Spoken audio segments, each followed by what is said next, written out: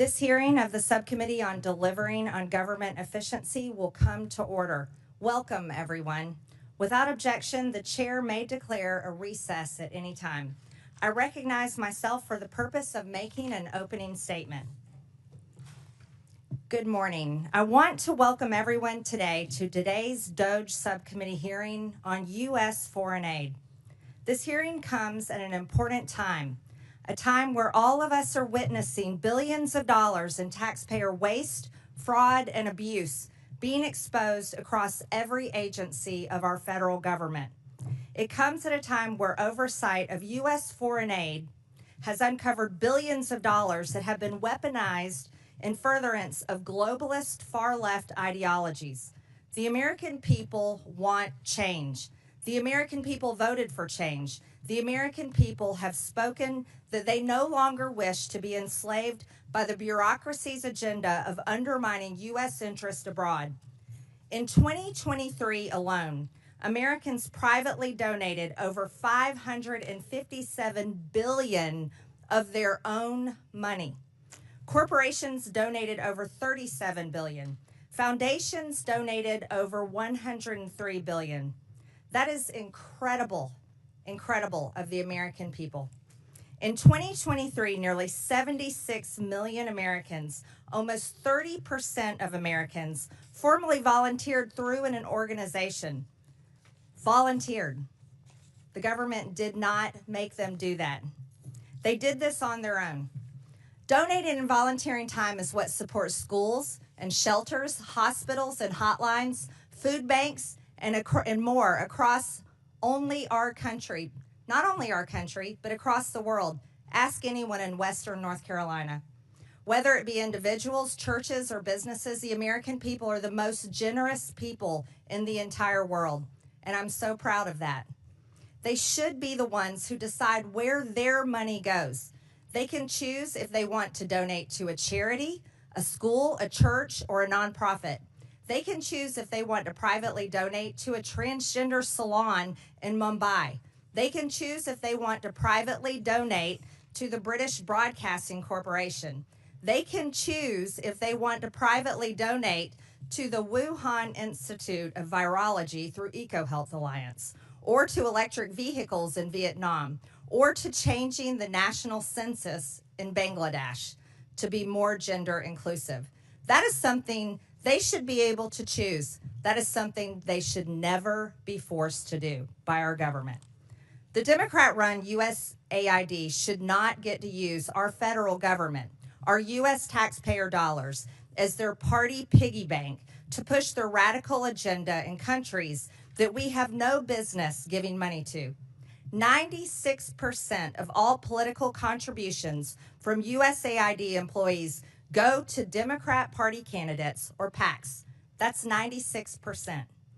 Not only is USAID giving $70,000 for a DEI musical in Ireland, or $50,000 for transgender opera in Colombia, or entrench their left-wing ideology across the globe, USAID has been transformed into an America Last foreign aid slush fund to prop up extremist groups, implement censorship campaigns, and interfere in foreign elections to force regime change around the world. That is the dark truth about USAID. That is the story the American people deserve to know. Not only was USAID never designed to be what it has morphed into, but these things should never have been funded in the first place. In fiscal year 2023, USAID dispersed roughly $44 billion of aid across 160 countries and regions around the world. During the 4 years of the Biden administration, 181 countries received approximately $240 billion in U.S. development aid, with Ukraine being the top recipient. Other top recipients include Ethiopia, Jordan, Israel, and Somalia. So after hundreds of billions of taxpayer dollars have been distributed throughout the world, has the world become safer? No. Has the world become more stable? No. Is the perception of the United States around the globe any better? No. but have some of the most anti-democratic principles like censorship and the canceling of elections been funded through USAID because of opposition to the ruling regimes? Yes. Has money through USAID been funneled to terrorists? Yes. Foreign aid from USAID to the UN, particularly the UN Relief and Works Agency for Palestinian Refugees in the Near East, is directly funding Hamas terrorists. Humanitarian relief intended for the Afghan people was diverted to the Taliban. Money intended to support democracy is being used as a slush fund for liberal propaganda supporting terrorist, gender ideology, diversity, equity, and inclusion, climate activism, censorship, and regime change. Do you think this is what the American people think of when they think of foreign aid? Absolutely not. Taxpayer funds have literally been used to undermine U.S. interests and counter American foreign policy goals under the guise of foreign aid. This is unacceptable, and the American people agree. Thankfully, President Trump has taken action to address these issues. The election of President Trump was a clear mandate by the American people that they will no longer tolerate this. He is putting an end to the foreign aid slush fund, ensuring the hard-working American taxpayers' dollars are supporting America First policies and taking care of our own people at home. And we will do the same. With that, I now recognize Ranking Member Stansbury for the purpose of making an opening statement. All right, well, good morning, everyone, and welcome to the Elon Musk Chainsaw Massacre, except for this remake of a classic is terrible because it's hurting real people, and its lead character, Mr. Musk, hasn't shown up in front of this committee or Congress at all. We also, of course, call this the subcommittee on DOGE or Project 2025, as we'll see here during the Q&A. So today, in this hearing on foreign aid, which the GOP has called, you're going to hear all kinds of wild conspiracy theories, accusations, and unfounded data. It's designed to confuse and provide cover for Donald Trump and Elon Musk in their reckless gutting of our foreign aid and our reordering under the Trump administration of international affairs. But before we dive into the details, I want to zoom out and provide some critical context here about why this is happening. So first of all, let's talk about what happened over the last 2 weeks as the administration took an abrupt about-face in international relations after 64 years of USAID and supporting our allies in Europe, turning its back on long-standing allies and now suddenly embracing and enabling U.S. foreign adversaries. Let's do a little oversight here. Last week, the administration shocked the world as the vice president took to the global stage and addressed European leaders and informed them that the Trump administration believes that the greatest threat to Europe is not the autocratic leader who invaded our Western ally 3 years ago and committed war crimes and atrocities against the Ukrainian people and threatened Western democracy, but instead the VP said it was, quote, a threat from within. He then snubbed our German allies and in an unprecedented move, tacitly endorsed and then met with a far-right candidate from the German parliament who Elon Musk has spent months backing. This is a party that is so extreme that even conservatives in Germany will not form a government with them. Then, over the weekend, Donald Trump went on a wild rant on social media, embracing Vladimir Putin and repeating Russian propaganda, trying to rewrite history and falsely claim that Ukraine started a war against its own people. Then, on Monday, Trump had the United States of America vote with Russia, North Korea, and China as 4 of the only 8 countries in the world voting in the UN against a resolution supporting Ukraine and affirming Ukraine's sovereignty. When you think about what this means in the context of American history, it's truly astonishing. That same day, which was only 2 days ago, the administration announced that they would proceed with firing another 2,000 USAID workers, even as a court ruled that the administration's dismantling of the aid organization is illegal. And interestingly, one of the main opponents of USAID programs is Donald Trump's buddy, Vladimir Putin.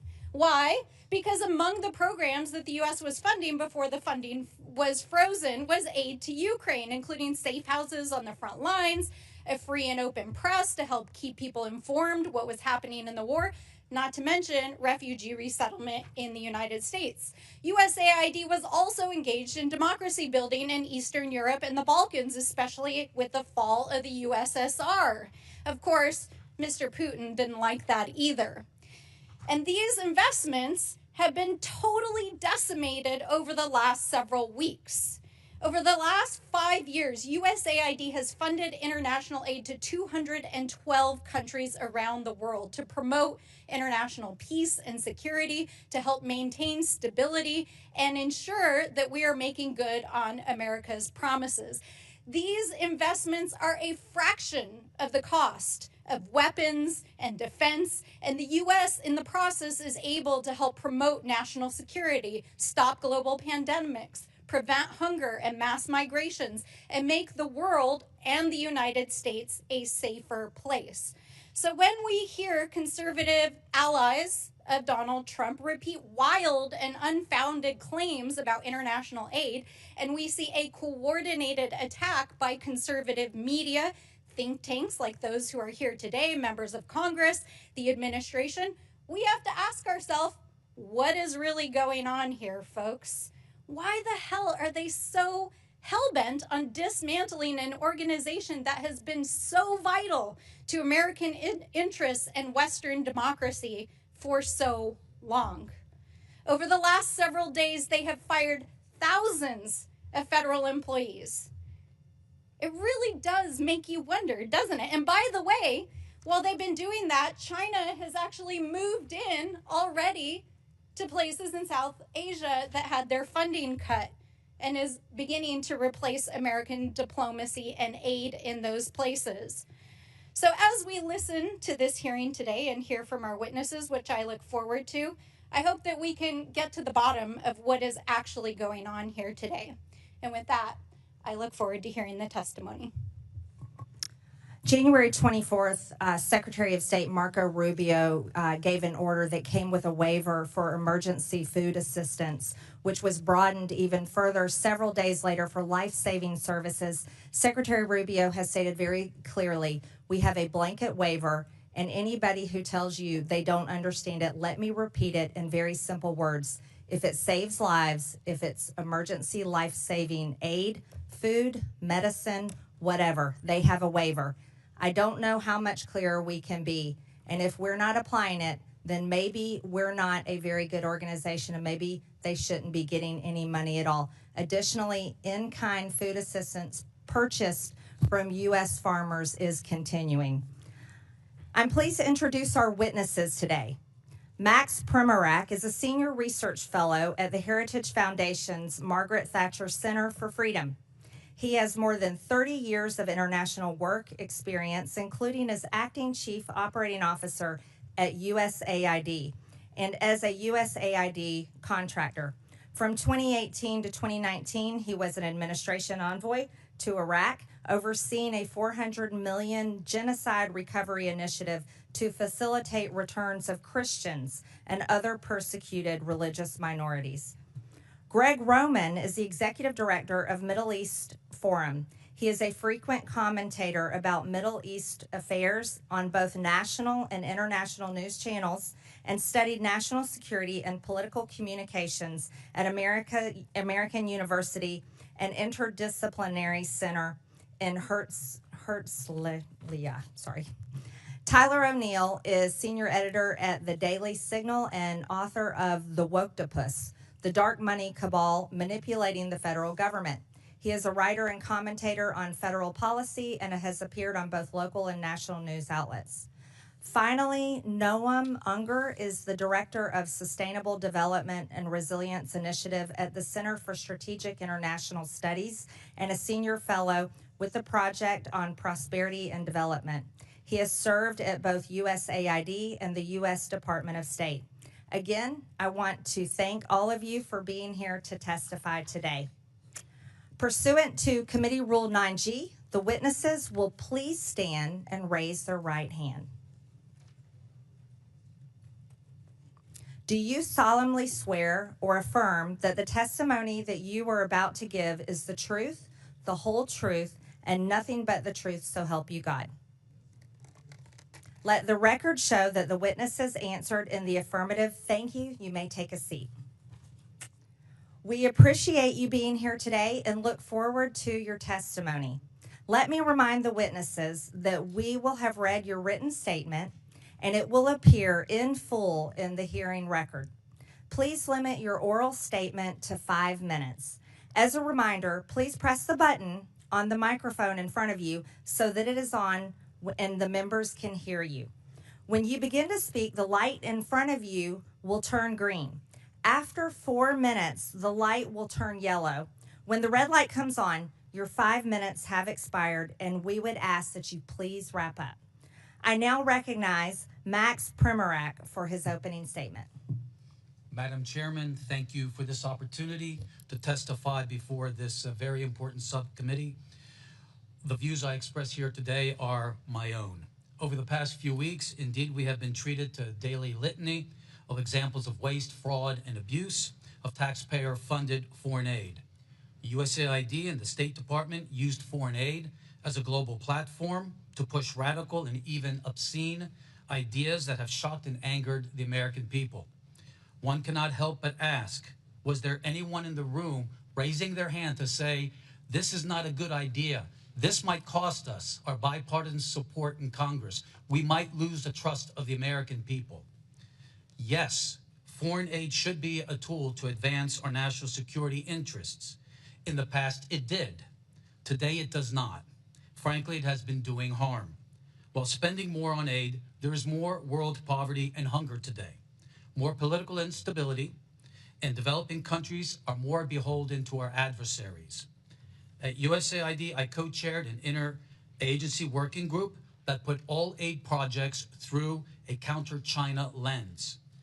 That was dismantled. Instead, the Biden administration wasted billions of dollars on a global green agenda that forced poor countries to rely on China for their energy needs. These countries sought more trade with and investment from the United States to bind our countries closer together. Instead, they got transgender, diversity, and abortion programs that have alienated billions of people. Despite what we hear in the media, there is no linkage between how we do aid and our national security. South Africa has received billions of American aid dollars, yet is China's main Africa partner. South Africa is the S in BRICS. It supports Hamas and Iran and opposes us at every turn at the United Nations.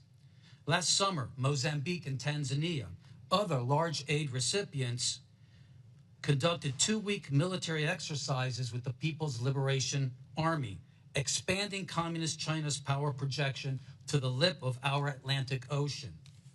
19 of the top 20 USAID recipients are members of China's Belt and Road Initiative. While acting Chief Operating Officer at USAID, I approved strong vetting policies for our humanitarian assistance in countries swarming with terrorists. That too was ignored by the Biden administration. Vast sums of U.S. money have been diverted to fund terrorists in Gaza, Syria, Yemen, and Afghanistan.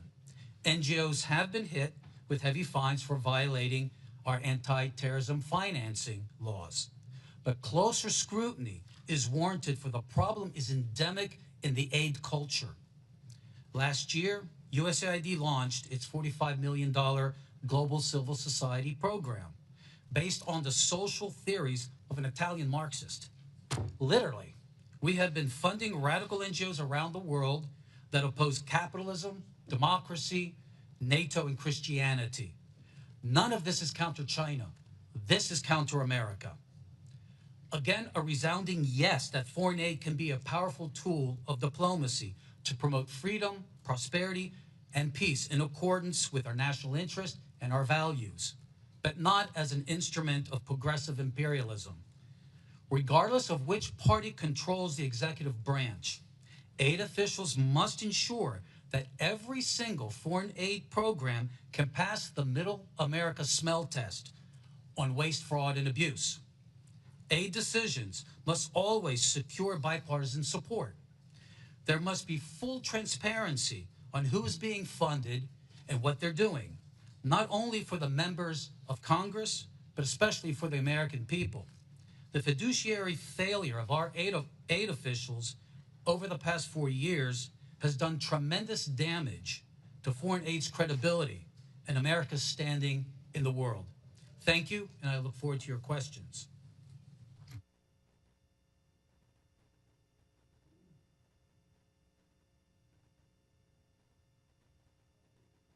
Thank you. I now recognize Gregg Roman for his opening statement. Madam Chairman, ranking member, and distinguished members of this committee, thank you for the opportunity to speak today. My name is Gregg Roman, Director of the Middle East Forum, and I'm here because there's a fox loose in the henhouse of our foreign aid system, a system intended to uplift lives abroad that instead has funneled millions of taxpayer dollars to radical and terrorist-linked organizations. If we don't fix these fences now, we risk fueling violence against our allies, our troops, and potentially ourselves. Let me be clear. This is a problem that began under the Obama administration and was exacerbated under the Biden administration. It's a problem that has been brewing across both of these 12 years of governance by a bureaucracy so insulated it can't always tell teachers from terrorists. The result is moral confusion among grant officers who unwittingly, and in some cases, may intentionally bankroll extremist causes. At the Middle East Forum for the last 12 years, we've engaged in oversight over all public spending relating to foreign aid, specifically those relating to Middle East and Islamist causes. And we have identified over $122 million, which has ended up supporting radical organizations or even directly bankrolling organizations which are considered to be terrorists by the U.S. government. That's not pocket change, that's a jackpot for the wrong crowd. In terms of our specific findings, World Vision. Over the past 2 decades, this major evangelical NGO has received nearly $2 billion from USAID. But in 2014, World Vision facilitated a $125,000 grant to the Islamic Relief Agency, an entity linked to Al-Qaeda. Even after a whistleblower raised red flags, USAID rammed through the funding, pressured by World Vision, Sudanese warlords, and even U.S. officials who lobbied to delist the terror organization. Helping Hand Relief and Development. In 2023, only 2 years ago, it received a $78,000 grant from USAID, despite openly working with the terrorists who orchestrated the 2008 Mumbai massacre in India. Worse, the offer and grant came after the USAID Inspector General launched an investigation into a prior grant to the same group.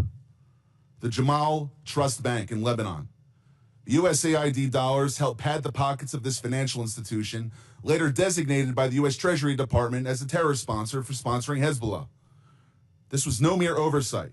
It points to a broken system that handed cash to a future terror financing entity. Some graphical evidence. Behind me, you'll see the Bayadar and Unlimited Friends Association, 2 groups in Gaza.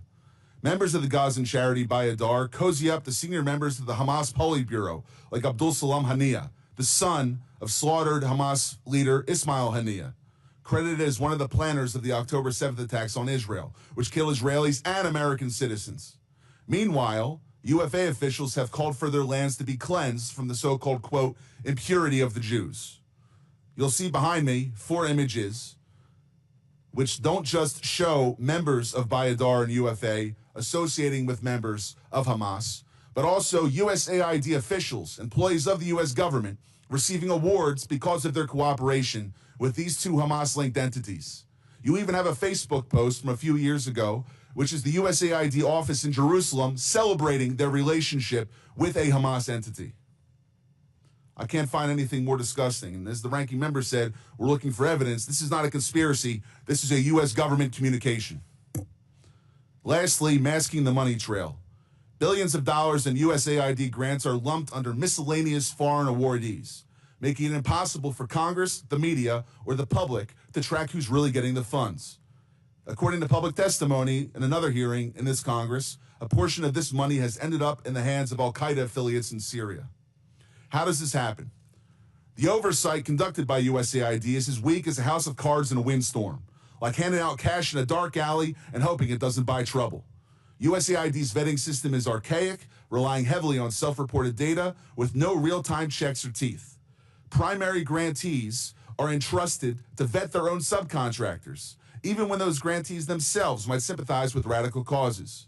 In places like Gaza or Sudan, groups with blatant extremist affiliations slip through because the so-called gatekeepers have no incentive or even an ideological desire to shut them out. This isn't a glitch. It's a feature of a broken system. And here's the kicker. It's a problem caused by bureaucrats now threatening American interests at home and abroad. It's not just about fraud, waste, and abuse. This is a threat to American national security and potentially criminal, and this committee should take action to ensure that the Department of Justice acts on it and does everything in Congress's power to not just investigate, but refer criminal actions to the proper authorities. Thank you. Thank you, Mr. Roman. I now recognize Tyler O'Neill for his opening statement. Chairwoman Green, members of the subcommittee, the last few weeks have featured revelation after revelation of how our tax dollars have been spent propping up radical left-wing causes across the world. Yet what struck me about the abuse of foreign aid has been the connections with leftist activists here at home. As a senior editor at the Daily Signal, I researched the left's dark money network, which propped up the influence campaign I expose in my book, The Woktopus. I found that leftist elites prop up NGOs that staffed and advised the Biden administration, pushing unpopular policies on the American people through the bureaucracy. In my remarks, I will present 3 examples of how the left's dark money network intersects with just one agency focused on foreign aid, the U.S. Agency for International Development. The views I will express in this testimony are my own. The left's dark money network features George Soros and his Open Society Foundations, the Tides Foundation, and the network of nonprofits established by Arabella Advisors. Right here. These groups, which you can see on this chart, funnel cash to DEI, transgender, and climate alarmist causes, divisive issues that the Biden administration prioritized over addressing the concrete needs of the American people. The left's dark money network has deep ties to USAID, which has rightly received renewed scrutiny under DOGE and after Elon Musk shined a light on it. While the Open Society Foundations has stated that it does not receive funds from USAID or direct USAID's spending, the Soros-founded nonprofit has a long history with USAID. In 2001, the Soros Foundations Network, which became Open Society, listed USAID among its donor partners. Open Society and USAID have jointly funded the Organized Crime and Corruption Reporting Project, a news outlet that attacked conservatives for, you guessed it, criticizing Soros. Open Society and USAID also jointly fund the East-West Management Institute. Among other things, the institute launched court changes in Albania that critics allege resulted in the prosecution of Albanian opposition leader Sali Berisha, silencing the opponent of the country's socialist prime minister. Open Society has hired at least 5 former USAID staff, including at least 1 high-level official who worked at USAID providing services amid political transitions in foreign countries. Former USAID Administrator Samantha Power met at least twice with Open Society leaders. USAID has directly funded a different organization in the left's dark money network, the Tides Center. The agency has awarded more than $27 million in grants to the center. You'll find the Tides Foundation right here.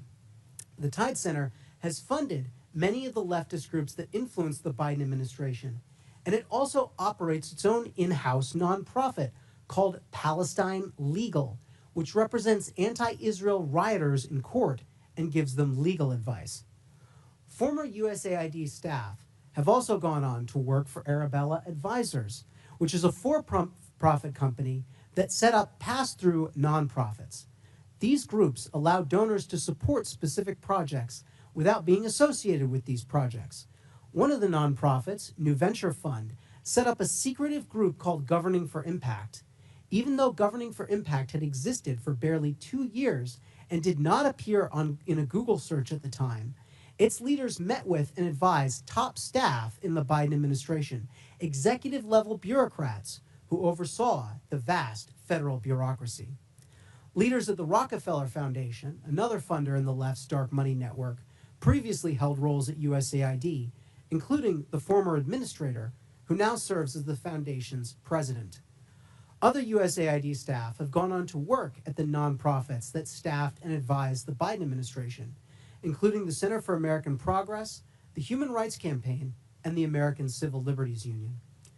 Personnel is policy, and these connections between the left's influence campaign on the Biden administration and USAID reveal how woke elites have captured the enterprise of foreign aid.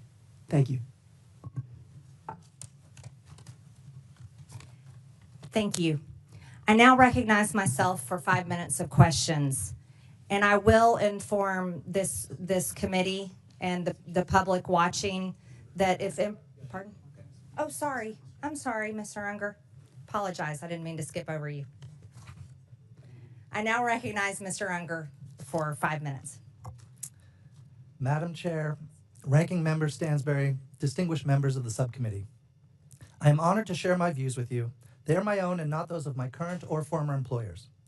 I have served at USAID and the State Department in multiple roles and in non-governmental positions focused on U.S. foreign aid reform and global development.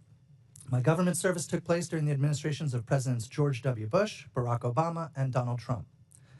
Every U.S. administration since World War II has wanted to shape foreign aid in line with its goals. But strangling the system into extinction is akin to unilaterally disarming at a time of mounting geopolitical competition for partnerships globally. Throwing away our toolbox does not make us safer or well-positioned to influence the world. Our set of foreign aid tools reflects enlightened self-interest. With it, the U.S. countered communism and enhanced the education, farming productivity, and health of people around the world, while also saving lives. Our international AIDS and malaria programs have collectively saved more than 35 million lives over the past couple decades. U.S. assistance has also built partnerships and economic growth, so much so that 11 of America's 15 biggest trading partners were former recipients of U.S. foreign assistance. We are now in a period of renewed geostrategic competition. China has been vying with the U.S. for partnerships across the global south, inking deals where it can. China can and will fill soft power voids left by the U.S. Other potential threats to our security are also connected to developing countries and fragile states. From the potential resurgence of ISIS in the Middle East to the spreading influence of Islamist militants and Russian mercenaries across the Sahel. On the eastern edge of Europe, Russian aggression may continue to grow unchecked, and in Colombia, the strife from neighboring Venezuela is spilling over to yield the worst violence in a generation. With that backdrop, the administration has abruptly and collectively disabled U.S. tools of foreign assistance. The White House has said it is cutting programs that do not benefit Americans. But their approach is dismantling many programs that help Americans, thereby cutting off our nose to spite our face. This is evident in many ways. First, the government has purchased more than $2 billion in food aid annually from American farmers, and American farms supply more than 40% of the food aid USAID sends around the world. But with the foreign aid freeze and stop work order, rice, wheat, and soybeans are going to waste in transit and in ports. In Houston alone, hundreds of tons of American-grown wheat have been stranded. The recklessness of the current approach is evident in health efforts, too. We need our foreign aid to prevent outbreaks of infectious diseases from spreading before reaching our shores. But U.S.-funded early detection and treatment for deadly diseases like Ebola have sputtered to a standstill. Even where very few waivers have been issued for some life-saving assistance, reports from implementers indicate that few, if any, programs have actually resumed due to payment systems not functioning and USAID staff layoffs. It is also counterproductive to eviscerate programs focused on other transnational concerns, ranging from conflict and corruption to migration and the trafficking of people and drugs. This unserious review process is additionally causing our government to be tied up in court cases that may drag on for years and prove costly in connection to broken contracts and potential violations of law. These losses are unnecessary, even if, or perhaps especially if, you believe, like I do, in the need for reforms. It is critically important to be able to differentiate between waste and congressionally appropriated projects that may reflect different policy priorities. Waste is the food rotting in ports. It's the purchased medicines that cannot be distributed. It is the cutting of programs and firing of people that then in turn prevents this administration from being able to meet its own foreign policy goals. Going forward, government will need an oversight approach to programming that includes the following. 1, a congressional notification and review process so committees can pause or halt projects. 2, implementing partners should undergo audits and submit detailed plans and quarterly expenditure reports. 3, in highly insecure contexts, there should be a vetting of key program staff against classified counterterror databases before U.S. dollars are spent. And 4, an inspector general should be empowered to conduct investigations and other activities to help identify, prevent, and punish any proven misuse of taxpayer funding. The issue before you today is that these elements are precisely the safeguards that have already been in place at USAID. But the staffing to carry it out has just been gutted. By destroying this system of oversight, the administration has done more damage to effective programming than any specific project failures critics of foreign aid may choose to highlight. We should all care about foreign aid. We should care enough to make it better, not kill it. Congress has a role to play. Thank you. Thank you, witnesses, for your testimony. Again, Mr. Unger, I apologize. We can also confirm the World Program posted that the recent pause concerning in-kind food assistance to WFP has been rescinded. This allows for resumption of food purchases and deliveries Madam Chair? using USAID. Madam Chair, are we going member to member, or do you get to make a speech in between each witness? If you're going to offer evidence or you're testimony, you're not you should be recognized. in the club. You're not recognized. It's Sure I my am. time. Sure I am. I now recognize myself for 5 minutes of questions. And this committee, based on this hearing and witness testimonies, will consider recommending investigations and criminal referrals.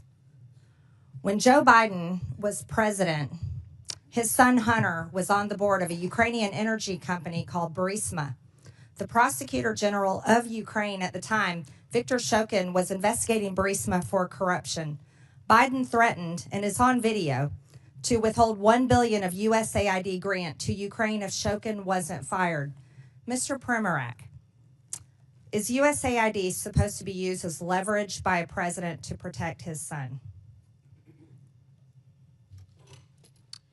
No, we call that corruption. Mr. Primorac, in your estimation, roughly what percentage of USAID funding is doled out to bad actors or to efforts that don't have the best interests of Americans in mind? I think what troubles me most is learning, I believe last year, following the hard work of the House Foreign Affairs Committee and Senator Joni Ernst, that USAID has been paying out over 50% to overhead charges. The Office of Inspector General of USAID criticized the agency for not knowing the overhead charges being handed out to all of these actors for $142 billion of disbursements. That is extremely troubling. Yes. Mr. Primorac, Samantha Power, Biden's USAID administrator, openly spoke about her agency's efforts to promote democracy around the world. In your estimation, Mr. Primorac, is that what she was doing? If not, what was USAID doing during the Biden administration? Let me cite the Holy Father, Pope Francis, who accused USAID and other donors of promoting ideological colonization, pushing a radical ideology onto the developing world that is anti-family and anti-life. It has been asserted that USAID spent tens of millions of American taxpayer dollars to promote propaganda in Brazil in the lead up to the Bolsonaro-Lula election in 2022. It has been claimed that this funding was used to pass censorship laws and silence Bolsonaro's online presence, and even bar him from running for office in the future. Mr. Primorac, can you offer any insight into these allegations, or at least comment on whether the U.S. should play a role in toppling democratic processes around the world? I think what we saw was USAID weaponized by the Biden administration and by Samantha Power to attack any party that was conservative. It just didn't happen in Brazil. It also happened, for instance, in very pro-America, Poland and Hungary as well. One of the most extensive examples of regime change operations fueled by USAID is that of their role in the Syrian civil war aimed at toppling Bashar al-Assad. Reports from DD Geopolitics and other sources estimate that USAID funneled over $15 billion into Syria over a decade, covertly funding opposition groups, mercenaries, and anti-government networks under the cover of humanitarian aid.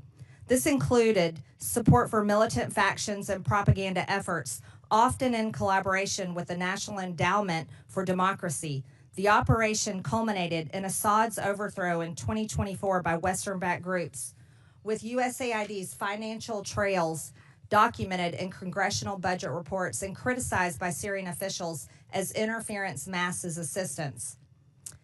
Mr. Roman, do these kinds of activities carried out by an American agency make Americans safer at home, or do they risk embroiling us in more deadly and costly foreign conflicts? When the agency is doing it according to the way in which represents American national security interests, it's correct. But when it's abused for political purposes, ideological umbrage, and sponsoring Islamism, which is inherently anti-American, it is the worst exhaustion of American taxpayer money that can be thought of, especially when it leads to the loss and danger to American lives. In 2014, during the Euromaidan uprising in Ukraine, which led to the ousting of President Viktor Yanukovych, USAID is estimated to have spent billions of dollars on civil society initiatives that were allegedly designed to destabilize the pro-Russian government. USAID specifically funded NGOs and media outlets that amplified the anti-Yanukovych sentiment in an effort to align Ukraine more closely with the West. We also know that 9 out of 10 of Ukraine's major media outlets receive funding from USAID. Mr. Roman, should Americans' tax dollars be funding propaganda? When it's pro-American propaganda, yes. But if it's supporting another regime which is inherently anti-American, no, it should have no involvement with that, which is the pattern we've seen under the Biden and Obama administrations. Thank you. I now recognize the ranking member for 5 minutes. All right. Well, thank you, everyone, and good morning. I appreciate that this committee is going to shed some light on what's going on at USAID, but I do really wish that our friend with his golden chainsaw would drop on by, because you know what, Mr. Musk, we really would like to know what you're up to. And so far, our friends across the aisle have shielded you from appearing in front of Congress. So come on down, bring your chainsaw. We'll be happy to host you. Let's dive into some of our questions with the witnesses here. Mr. Primorac, I appreciate your federal service. Thank you for serving as a Fed. I hope that you do not share some of the same sentiments we've heard here in Congress over the last several days, that our federal workers are somehow enemies of the state, but in fact are selfless, dedicated individuals who serve our federal government and dedicate their life to this work. And I understand that you were the author of the USAID chapter, Project 2025. Is that correct? Yes, that is correct. And I was intrigued to read it last night because there was a number of things that I agreed with, both in your testimony and in the chapter. In fact, some of the things that I agreed about are that U.S. foreign aid is a powerful tool, that it should align with national security interests, that we should not be empowering foreign adversaries. And I, too, am also deeply concerned about autocratic regimes like our adversaries in China, who are aggressively investing in soft power at the expense of the United States. And I also agree strongly with all the witnesses that we need reforms to our foreign aid, that we need more oversight, vetting, auditing, and inspection of what is going on. However, and I recognize that Mr. Primorac, you didn't really touch on this in your oral testimony here today. I was surprised that in Project 2025 and some of your other statements, that one of the primary areas that you really have disagreed with the foreign aid that has happened under other administrations is in the areas specifically of climate change, LGBTQ rights issues, and promoting diversity and DEI. Is that correct? Yes. Yes. And although you did not testify as much today here about these issues, I want to just make sure you do believe in climate change, correct? Climate change, sure. Yes. Climate changes all the time. I'm a big reader of history. Yes. You can see throughout the millennia. There Absolutely. And you understand that right now our allies in the Pacific who are on the front lines in pushing back against Chinese authoritarianism are requesting climate assistance from the United States because they are facing some of the most extreme impacts of climate change, correct? According to USAID Just document, a yes or no, sir. You there's been a understand drop that of about our 99% Pacific allies, right? of people killed by climate change. 99% drop. Sir, the So it's not question is, radicalism, do it's good you infrastructure. understand that our Pacific allies, who we have defense agreements and compacts with, are asking the United States for climate assistance as for the exchange to provide a place for the United States, for example, to push back against Chinese authoritarianism? You understand that, correct? Yes, under Trump, Yes. we were Okay, helping so those that is islands. why we are involved in providing financial assistance and foreign aid around climate change, in addition to the fact that it is a global threat.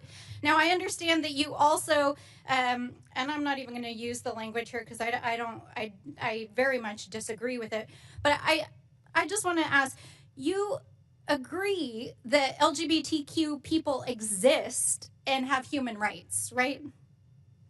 Absolutely, we were doing that under Trump 1. And you also agree that our governments and our institutions should look like and reflect the people that they represent, especially overseas? It's part of being able to actually engage with foreign governments, correct?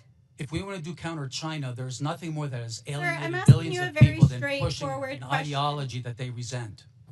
Okay. Well, I see that you're not interested in engaging in the conversation. And while we can agree to disagree, I'll take this as a difference in values, maybe worldview.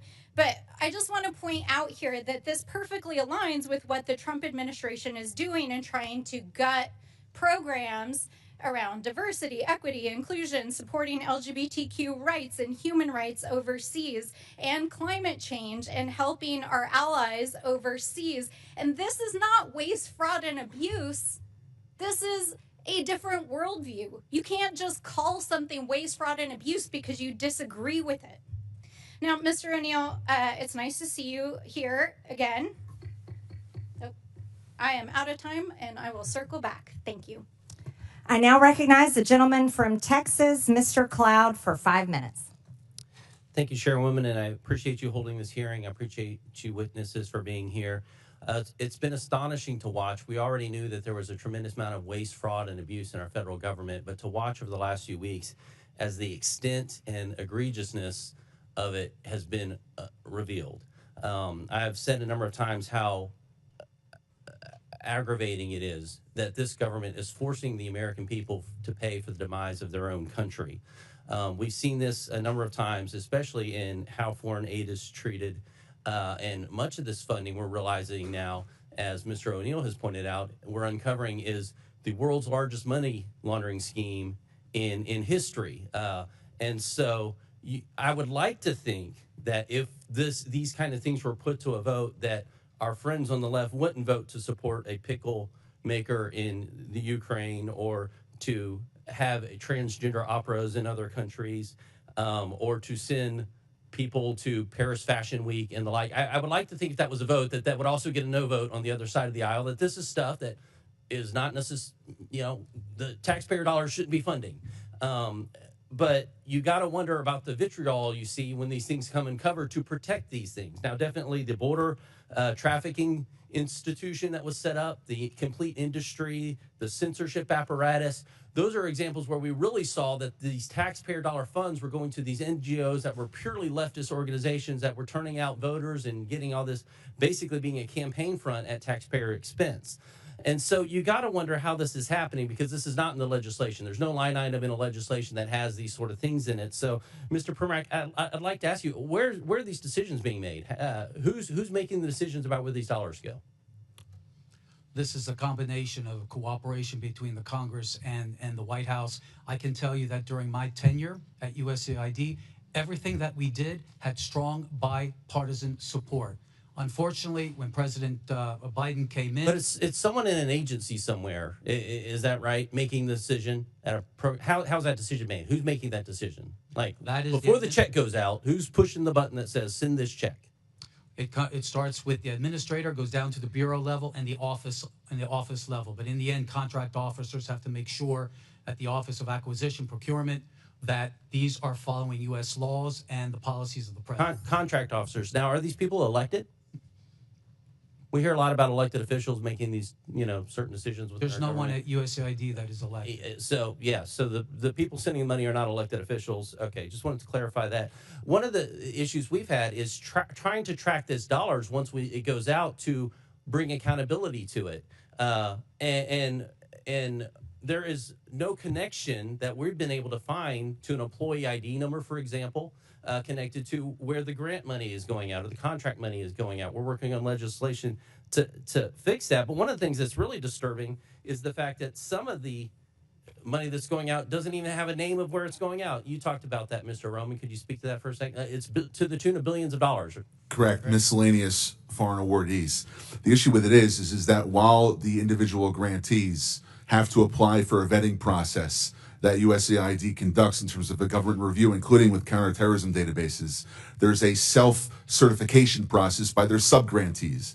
It's as if though you hire a contractor in your house to redo your living room, and he hires a bunch of robbers to take everything out, and you're left with the spades on the wall rather than having a fully renovated room itself. And so some of these dollars have been going to support terrorist organizations. Right. And taxpayer dollars going to support. Now, what would happen if we found a business that was funneling money to the Taliban? They would be indicted. They would be charged, go before trial, and go to jail for a 20-year sentence for money laundering or for material support for terrorism. So this is one of those cases where it's only legal if the government's doing it? Right. In the opening chairman's remarks, she was saying that this is about fraud, waste, and abuse, and if it was anyone else, it's as if though a private citizen can't do this, but if a U.S. government agency or bureaucrat wants to give money to a terror organization, it's okay. Yeah, I find that atrocious. I think the American people do too. Mr. Primorac, I want to touch on one thing because I've talked to ambassadors across the world, and you hear this. We'd like to align ourselves with the United States. We don't want to align ourselves with China, but when we're talking to China, they're talking roads, bridges, infrastructure, those kind of things. Things we traditionally know as soft power. But right now, when they're talking to the United States, what they've gotten from our State Department over the last few years is social reengineering. Many of them have come to say, our nation espouses Judeo-Christian values.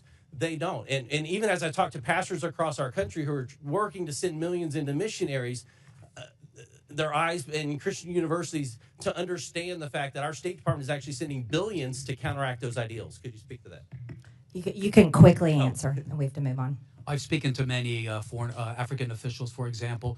When they're meeting with Mr. Blinken, they were ready to talk counter-genocide. Instead, they got to social reengineering. Okay. I now recognize the gentleman from Massachusetts, Mr. Lynch, for 5 minutes. Thank you, Madam Chair. First of all, I want to thank the witnesses for helping the committee with its work. I've been here a while, so I was here actually when President George W. Bush was confronted with wars in both Iraq and Afghanistan. And in the midst of that, members of this committee, I was in the lead because I was chair of the National Security Subcommittee. We went to Iraq and Afghanistan, and we vetted some of the billions of dollars that the president spent over there. Some of it was wisely spent in the best interest of protecting our sons and daughters in uniform. Others purely wasted that I think fell into the hands of our enemies. I think that has been true of every administration that had tried as they might to strengthen America's national security by investments abroad. I do want to say that what troubles me greatly is that now we have a cessation of all foreign aid, and just take Ukraine for example. I know it's been $174 billion in aid from the U.S. to Ukraine. It's important to note that $174 billion, most of it was spent here in the United States, and paying defense workers and defense contractors and putting Americans to work.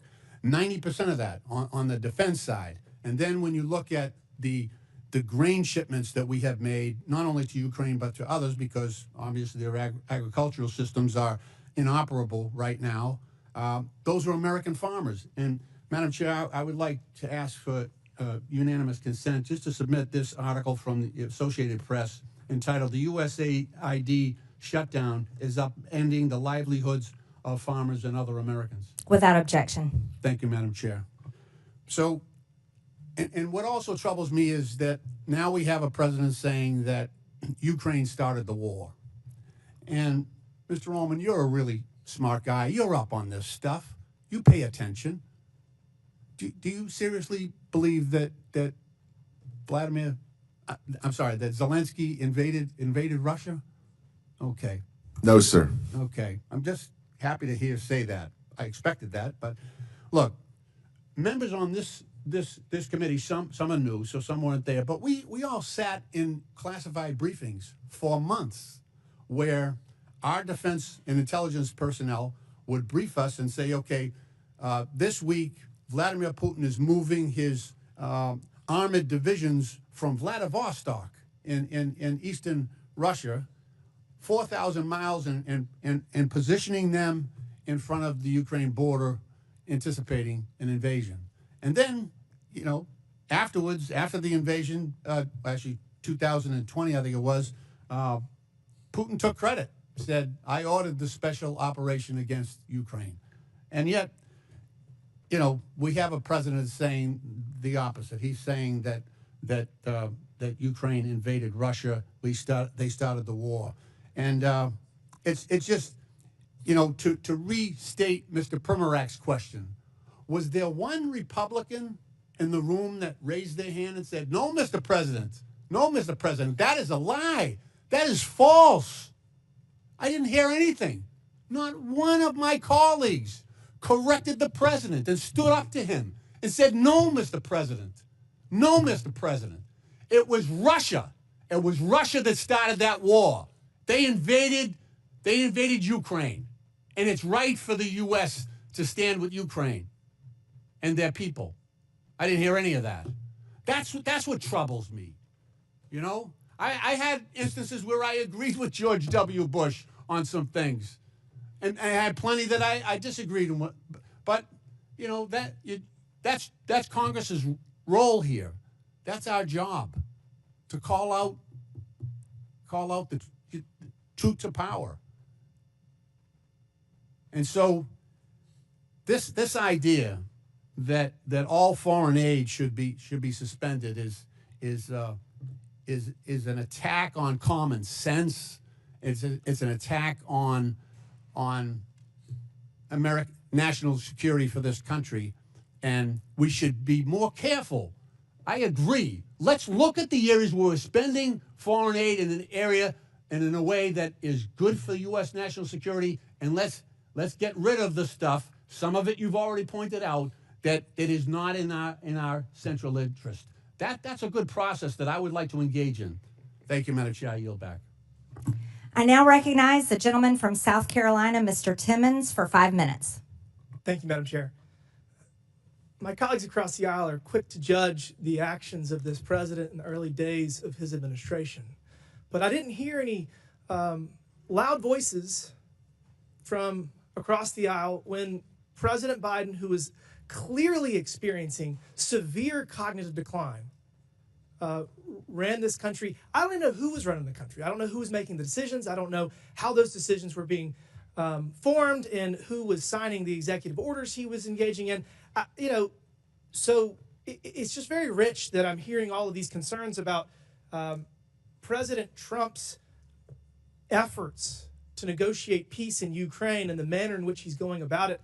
And I hate it, but I think I have to set the record straight, because President Trump and his team went to Munich to the security conference just weeks ago, and they were engaged in diplomacy. They were trying to create an opportunity for the United States to have a financial and economic interest in the future of Ukraine. And that was through a minerals deal.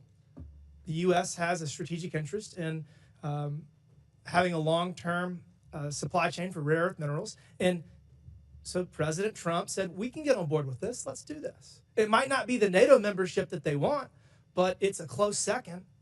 And so your concern is related to those conversations, because Zelensky originally said, yes, let's do it. That sounds like a good deal. And then within 24 hours, he backtracked. He did a 180. And he actually started disparaging President Trump. And he was disparaging the administration. So, yeah, President Trump said some things and tried to create pressure to then bring Zelensky back to the table. Whoa, guess what? Guess who's on the way to Washington to sign the minerals deal? So I get it that my colleagues across the aisle want to throw stones at everything that President Trump does. My favorite was when President Trump was engaging with Canada and Mexico, and the Democrats didn't even have time to throw stones at his attempt to bring them to the table to secure their side of the border, because it only took them 4 or 5 hours to come to the table. The articles hadn't even gone to print yet. So, look, President Trump is going to negotiate peace in Ukraine. He's going to bring all of our hostages home in Gaza, and he has deserved the leeway.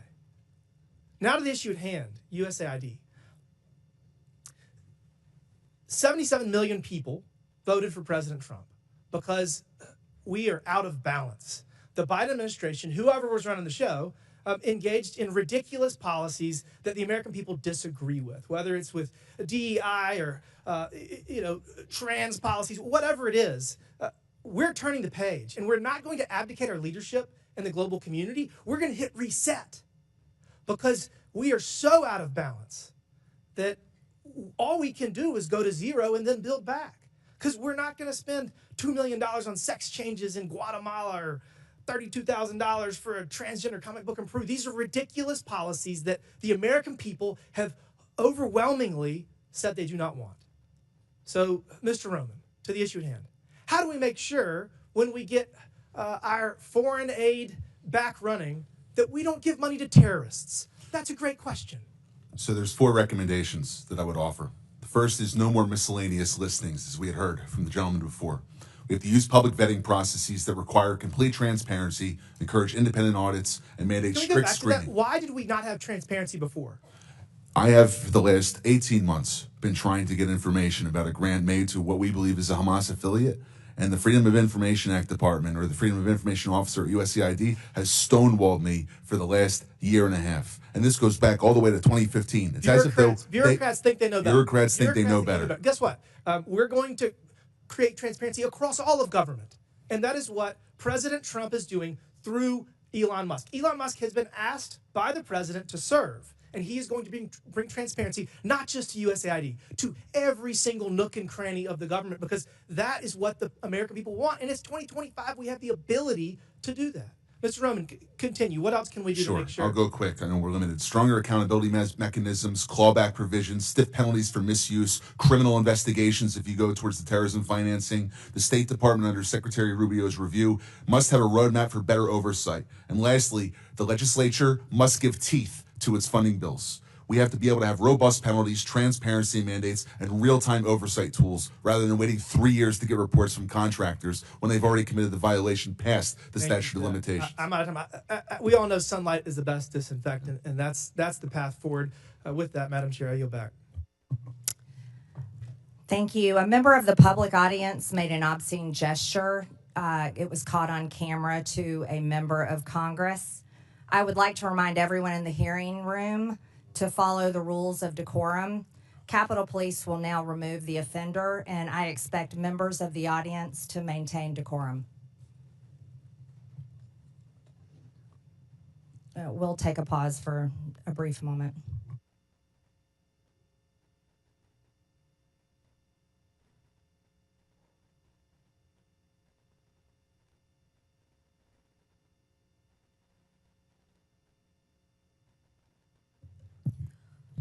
point of order or a point of clarification, Madam Chair.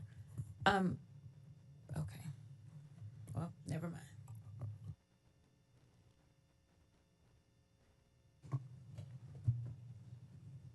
Do you have a parliamentary inquiry? No. Okay. I'm okay now. Okay. I now recognize the gentleman from California, Mr. Garcia, for 5 minutes. Okay, well, thank you to our ranking member, our chairwoman, and I want to thank our witnesses for also for being here today. Thank you all for joining us. So this is obviously our second hearing on DOGE, and certainly as Elon Musk and Donald Trump work together to destroy our federal agencies. Now, a lot has happened in just the last few weeks since DOGE has been off rating the federal agencies that we care so much about. We know that FAA staff have been fired, making our airspace less safe. Veterans Affairs staff have been fired, risking services for our vets. Food safety and health staff have been fired as we face a bird flu pandemic. And all of our agencies have been thrown into chaos by Elon Musk's emails demanding, of course, that federal workers respond to what they're doing in the last week, which he's now had to, of course, retract. Now, we're here today to discuss Elon's attack on foreign aid, which has been severe. And I want to also bring, again, this is a pic of co-president Elon Musk, who, of course, is leading DOGE. And I brought this pic, of course, to our last hearing. And I know some folks were upset by it. But just to be clear, we know that Elon Musk is dangerous, he's incompetent, he's chaotic, and he's killing programs that we rely on. We know that he's helping to push through massive cuts to Medicaid that could rip healthcare away from millions. He's pushing tax cuts that will benefit him and his billionaire friends. And he is causing real harm to federal workers. Now, some of Mr. Musk's most damaging actions have actually been towards USAID, which we're discussing today. Over 14,000 adults and 1,500 infants have now been estimated to have possibly died because of the Trump administration's attack on AIDS treatment programs that are actually ongoing, as we know. They're hurting real people and damaging our national security. Now, if you look at this chart and you look at all spending in the government, and you want to look at foreign aid, of course, of which USAID is a part of, it's less than 1% of our total budget. USAID spends around $40 billion per year. Around $40 billion per year of this entire federal budget.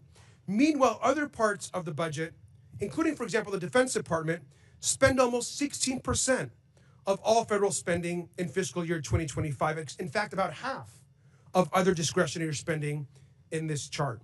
Now, the Department of Defense is the only agency to never pass an audit. USAID actually passes audits all the time. And yet we're attacking the one agency that actually is able to pass an audit while we leave untouched the agency, of course, that can't even pass an audit. Last year, the Department of Defense failed to account for 63% of its assets. Trillions of dollars worth of equipment haven't been properly documented. And it's not just their failure to pass an audit. I want to just quickly ask about some key programs that are over budget and behind schedule. This, of course, we know here is the F-35 fighter jet. Will cost us $2 trillion over the course of its life cycle. These planes are often delivered late. They often cannot fly. And right now, we know that the F-35 is $183 billion over budget. Mr. Unger, which is more, the $183 billion cost overrun of the F-35 or the entire USAID budget? The former that you mentioned, sir. And this is the Littoral Combat Ship. The Navy, by the way, thinks this is basically useless in actual combat. Could have a lifetime cost of over $100 billion, according to ProPublica. Mr. Unger, that's also way more than the entire USAID budget. Is that right? Yes, way more. Thank you. And I also want to just ask you about the Central Intercontinental Ballistic Missile Program, which has seen its costs soar over 81% during its program cycle. It costs $141 billion with cost overruns and soaring program cost. Mr. Unger, you know what I'm going to ask you, but is $141 billion more than the entire USAID budget? Absolutely. Mr. Unger, Elon Musk and his companies have received about almost $40 billion in government contracts, loans, subsidies, and tax credits. That amount, that roughly $40 billion, is basically enough to run USAID for an entire year. Is that correct, Mr. Unger? That is correct for USAID's budget and the programs that it manages. The majority isn't talking about Elon Musk programs or asking them here to testify. They're attacking USAID and are supporting a billionaire who gets richer every single day. We got to push back every single time. And with that, I yield back. I now recognize the gentleman from Tennessee, Mr. Burchett, for 5 minutes. Thank you, Chair Lady. Mr. Roman, are you aware that we are sending $40 million a week to the Taliban? Yes, sir. Can you name other instances of foreign aid going to terrorist organizations? We have assisted al-Shabaab in Somalia. There's been instances of the Hamzi network in Sudan, Hamas, Islamic Jihad, Hezbollah, Kataib al-Hezbollah, Hayat Tahrir al-Shams in Syria. Dozens of terror organizations have received indirect assistance from U.S. foreign aid. Could you elaborate a little bit on the mechanisms in place that are to stop foreign aid from going to terrorist groups, and why are they not working if we have any in place? Sure. And I would note that these are, you notice these are terrorist weaponry. You see some AKs, SKSs, some snipers, some clips, some clip carriers, probably made in China, and I believe these are small landmines here beside right there. Let's use Gaza as our case study. $2.1 billion in American taxpayers' money to Gaza since October 7th when Hamas invaded southern Israel. USAID money was going in terms of an emergency use authorization to try to go to parties that USAID formerly had a relationship with in the Gaza Strip. They had to have been vetted by OFAC. They should have been vetted against the special designated terror list from the State Department and from other Treasury organizations. Waivers were granted because they said that there was an emergency use to have that money come in to Gaza, thereby jettisoning the usual typical screening procedures. As a result, 90% of aid that was going from the United States by way of its agents in Gaza ended up in Hamas-controlled areas. And this is ridiculous. Essentially, what the U.S. assistance to Gaza did was underwrite the ability for Hamas to survive until the ceasefire was just passed a few weeks ago. There was no strategic thought for it, and there was no screening.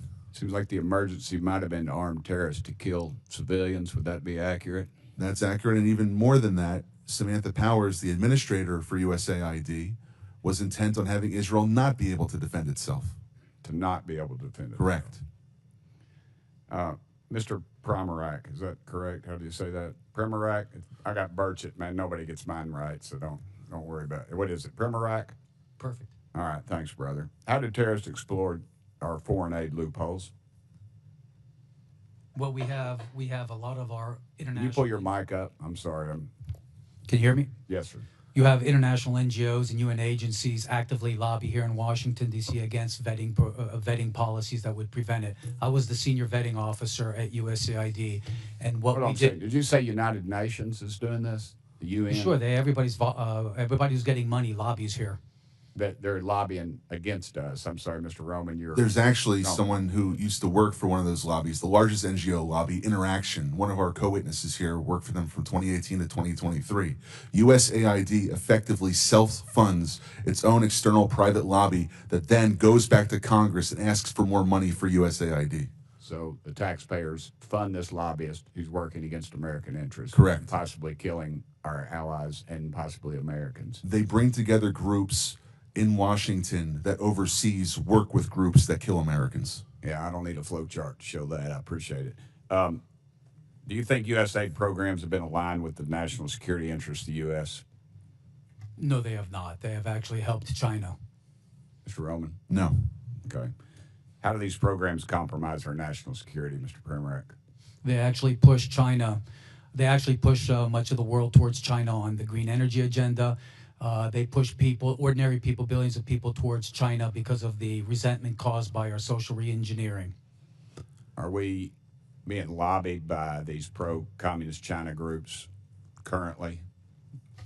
But a lot of these countries don't even have to lobby because they get the money anyway, like South Africa. Yeah, and in fact, these lobbyists have come to the House and have tried to kill legislation like H.R. 160, which was meant to increase transparency in USAID's funding of overseas organizations. Is that a current piece of legislation? That's from the last session. And give me that number again. H.R. 160. And what does it do? It was meant to give U.S. lawmakers the ability to have higher transparency in terror financing investigations aimed at scrutinizing extremist groups. Mr. Primorac? We had a regulation before we left in the last administration that anybody who touches money in countries where there's terrorists, those names have to go through databases, terrorist databases. That was overturned by Biden. Overturned by Biden. Chair Lady, I am currently 5 seconds, but I wanted to mention something. There's a lot of rhetoric used on this committee, and I would urge my friends on both sides of the aisle, let's stick to the actual information. This rhetoric is, I've received death threats, and I know the Chair Lady has, and it needs to stop. We need to tone it down. Thank you, Chair Lady, and thank you. Thank you, Mr. Burchett. Madam Chairwoman, I'd like to ask for unanimous consent to enter a few items into the record relating to the waivers that have been provided by the Secretary. And because Mr. Burchett just went now, there is some reporting, and perhaps he's in the room if he'd like to respond, Madam Chair. In this reporting, it says that Representative Burchett told a reporter that he has a real problem with a report that 2 DOGE employees blocked PEPFAR funding that should have been granted a waiver by the Secretary, and said that if it was a mistake, they should have been fired. We also have numerous reports here that these waivers may exist, but they are not being enforced. And there are thousands of federal aid workers across the world right now that are stranded, as well as international aid that is sitting in ports and docks. If you have the documentation without objection. I'm not sure if my name was besmirched. Am I allowed to respond or not? It's fine either way. No, it's just a report. Okay, but anybody that works for the president that goes against what he says, he has a right to fire them. So thank you. Absolutely. I now recognize the gentleman from Texas, Mr. Kassar, for 5 minutes. I'm going to do something that I've never done in a congressional hearing before, and that is plead for help from the American people, plead for help from my Republican colleagues on something that we actually all agree on, because lives are at stake right now. I'm going to start by describing the facts on the ground. Millions of people are at risk of dying of starvation in areas of the world where Democrats and Republicans have already agreed and committed to feeding them with American-grown food for humanitarian reasons and for global stability. But yesterday, I spoke with people in charge of warehouses in Sudan and Ethiopia, warehouses full of food, but because of DOGE, that food is trapped in the warehouse, out of reach of starving and dying moms and kids. In those 2 countries alone, 150,000 children and moms are at risk of dying this month if that food is not delivered from the warehouse to them right up the road. Everyone agrees that's not supposed to happen. Republicans voted for this food, and Democrats voted for this food to get out. Secretary of State Marco Rubio says the food should go out as part of his life-saving waiver. DOGE Chairwoman Marjorie Taylor Greene started this hearing by saying that life-saving food programs should still be running. We have paid for the food, and we have shipped it, and it is sitting trapped in the warehouse because DOGE is blocking the payments needed to get the food out to the people who need it. So here's what that means. It means that kids are dying, and more will die tomorrow, of severe acute malnutrition. If you want nightmares, just Google severe acute malnutrition and look at the photos. The way that healthcare workers determine if a kid is dying of this is they measure their bicep. And if their bicep is less than 4.5 inches around, then that means you could die of starvation tomorrow. Think of a kid's arm fitting through this hole. Think of your kid's arm fitting through this hole. These kids could die tomorrow. You've heard today about the waiver for life-saving humanitarian assistance, and all I'm asking is for Rubio's waiver to be made real. People watching at home, you can do something about this. I know many of these hearings are live on Fox News. I'm a Democrat. For many of the people watching, you may not agree with me on many issues, but I think we can all agree that this food needs to get out of the warehouse and to these kids. I've gotten phone calls from conservative friends, people of faith that moved to Africa to live out their faith of I was naked and you clothed me, I was hungry and you fed me, and they agree that this food should be given out. So call your Republican congressperson, call the White House, tell them you know they didn't mean to do this, but that this food needs to go out tomorrow. If you're in the press, cover this story. Ask questions about Ethiopia. Ask questions about Sudan. Tell the world about this. And to my Republican colleagues, DOGE is not going to listen to me, but you can fix this. Pick up the phone, make a phone call. Y'all could save lives today. Send an email. Please, put politics aside, get the food out of the warehouse, save these kids' lives. You can save these kids' lives. With that, I yield back. The gentleman yields without objection, and I'm entering for the record a post from the World Food Program that states we can confirm that the recent pause concerning in-kind food assistance to WFP purchased from U.S. farmers with Title II funds has been rescinded. This allows for the resumption of food purchases and deliveries under existing USAID agreements. It also enables WFP to continue working with our NGO partners who play a vital role in distributing emergency food assistance to people affected by war, floods, droughts, and other disasters around the world.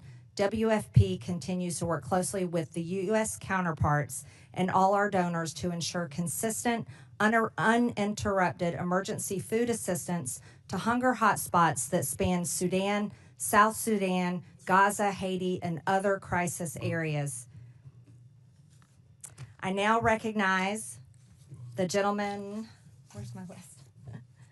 Now recognize the gentleman from Missouri, Mr. Burleson, for 5 minutes. Thank you, Madam Chairwoman, and good morning to our witnesses. I want to talk a little bit about the difference between real charity and fake charity or phony charity. Real charity is an individual seeing a need, feeling the love in their heart, the compassion for their fellow man, digging money out of their own pocket and giving it to the people in need. Government charity, fake charity, is taking from somebody else and giving it to whoever you think that you want to give it to. Let's call this USAID program for what it actually is. It is a disgraceful betrayal of the American taxpayer. It's all under the guise of being charity, but for years, the Democrats have turned USAID into their personal slush fund, funneling billions of our hard-earned tax dollars into a cesspool of left-wing propaganda, all masquerading under the guise of charitable aid. And what did we get for it? Not stronger allies, not safer borders, and hardly a dime's worth for the American interest. No, we got absurdity for it. Taxpayer cash bankrolling climate activism, DEI, that are frequently at odds with the values and the needs of the countries that we're supposedly aiding. This isn't aid. It's a shakedown of our taxpayers, courtesy of the left-wing bureaucracy working with dark money networks that Mr. O'Neill described so eloquently earlier. Now, I have a question for Mr. Roman. As DOGE has recently brought to the forefront, USAID has often used American tax dollars to push leftist ideology abroad. One of these areas is exporting radical renewable energy agenda, which I believe is not only not in the best interest of the U.S., but it's also detrimental to the very countries that the aid is supposed to be helping, subsidized by anti-competitive energy policy. Can you touch on the impact that this policy has? Without being a meteorologist or climatologist or a geologist, I can't necessarily speak about energy, but I can speak more largely about the sponsorship of agendas which are anathema to American interests abroad. Specifically in the report that we published about 3 weeks ago, we were finding that there were special interests who would come to USAID contract officers, they would make recommendations, and it was basically the granting like a political commissar in the Soviet Union would do to his favorite unit, rather than looking at what was actually good for the United States. Thank you. Mr. Primorac, it was once quoted by Samantha Power. She declared that USAID is a climate agency. And so DOGE recently canceled 10 climate and clean energy programs, including a nearly $85 million award aimed at increasing clean energy in Africa. Also, a $18.7 million program for electric vehicles to be adopted in Nepal. My question to you is USAID a climate agency? They wasted a lot of money on it. I can't think of any other agenda that has caused as much poverty and hunger as the climate agenda. For example, the higher energy costs hits the poor the hardest. For poor farmers in Africa that have to rely on natural gas-based fertilizers, it became too expensive, so crop yields just plummeted. And these countries at the same time were prevented from developing their own fossil fuel industries in which they could generate the income to finance their own social services. Thank you. And my last question has to do with the promotion of values outside of the values of the United States and Western culture. As a member of Congress, I've had diplomats from other countries come meet with me in my office and beg us to stop using the aid that we're sending to their country as a leverage point to force them into doing things that their countries find abhorrent. One of those is the promotion of abortion. USAID is being used to push ideologies, including abortion ideology, across the globe. In fact, during the Biden administration, one of his first actions was to sign a memorandum reinstituting the foreign aid to abortion programs. But Mr. O'Neill, that jeopardized the same funding that was supposed to be helping people with AIDS. Yeah, we've seen throughout the Biden administration the impact of these far-left organizations propped up by the left's dark money network, pushing a host of causes, particularly on abortion. I have a big chapter talking about the prosecution of pro-life protesters. Thank you. I yield back. I now recognize the gentlelady from Texas, Ms. Crockett, for 5 minutes. Thank you, Madam Chair. I just want to see if we can level set, because I don't know if people truly understand the point of USAID. First of all, can I just ask you really quickly, each of you, yes or no? Do you believe that soft power matters? Yes or no, Mr. Unger? Yes. Yes. Yes. Absolutely. Okay, so for the American people, because I don't know that there's been a conversation about soft power, but soft power is basically our way of building diplomacy around the world. And so how we build that diplomacy probably looks different in every different administration. But the issue that I have right now is that some would argue that we've taken a butcher knife where we need a scalpel, or others would just say that we are throwing out the baby with the bathwater. But either way, we are not accomplishing our goal, because as it's been laid out, we have people that have gone hungry, we have people that have died. So let me try to make sure that people understand what it is that soft power is, which is building diplomacy. The next part of that I want you to understand, those of you that are watching, is that as members of Congress, we do have congressional oversight to the extent that we actually travel the world. We go, we sit down with world leaders, we talk to them about the programs that we have, we talk to them about trade. We also have an opportunity to go and visit and talk and see exactly how our dollars are being spent. And if you are a good member of Congress, you do that. And I do want to tell you about an experience in Africa, but I got to get through these other remarks. So if I have a chance, I'm going to tell you why I believe in this with my whole heart. We all know that my Republican colleagues have a weird fetish with dictators or wannabe dictators. So it should not come as a surprise that they're here attacking global democracy programs. For 6 decades, USAID has been vital in reducing global poverty and hunger, helping to resolve health threats like the Ebola outbreak, which reached Dallas, where I represent, in 2014, and countering regional threats from Russia and China. Not only is pro-Putin President Trump threatening economic warfare against our closest allies and partners, He's blaming Ukraine for Russia's invasion, threatening military force against Greenland, and starting tariff wars with Canada and Mexico. He's also defying a court order to release billions of dollars in U.S. foreign aid. This committee should be providing oversight of the executive branch's illegal impoundment of federal funds. But we're here today so the chairwoman can peddle new conspiracy theories about U.S. foreign aid. The dismantling of USAID is just another part of the Republicans' chaotic foreign policy and pro-dictator agenda. Republicans are turning their backs on American farmers who provide nearly half of USAID's global food assistance. I'm going to stop here really quickly. Because I think what happens is that when the American people hear that we're sending out money, they believe that we're just dropping bags of money places. And that's not what we do. But let me tell you, China does. China does. Because I've sat down and I've talked to people, and one of the reasons that we are behind China is because they have argued that there is no red tape. And China is like gangsters. Like, think about the biggest, baddest guy offering you money when you want it, like a loan shark, right? And then when they come back to get their money, they want your firstborn, your secondborn, and everybody else. That is who China is. But a lot of people that are desperate for money, they go for that because in America, we're going to say, no. We're going to take care of our farmers. We're going to make sure that our farmers are the ones that are giving you the food. We're going to make sure that if you want arms, those arms are going to come from us. So I want people to understand we don't just go with black bags and drop off bags of money like that. It's not that simple. But I want to get to a couple of questions because I know I'm running out of time. Mr. Unger, the chairwoman stated that, quote, the federal government has been sending billions after billions of dollars to push left-wing ideology, fund radical extremist groups, and usurp the will of the people abroad and here at home. Is saving 20 million lives through the president's emergency plan for AIDS relief, or PEPFAR, part of some left-wing ideology? Yes or no? No, in fact, Okay, PEPFAR was created by Republicans. It was created by Republicans. Thank you for that fact. In fact, it was a Bush, a Texan. What about eradicating polio in nearly every country and cutting malaria deaths in half? No. Okay. So here's the other thing, and I don't know if anybody knows the answer to this question.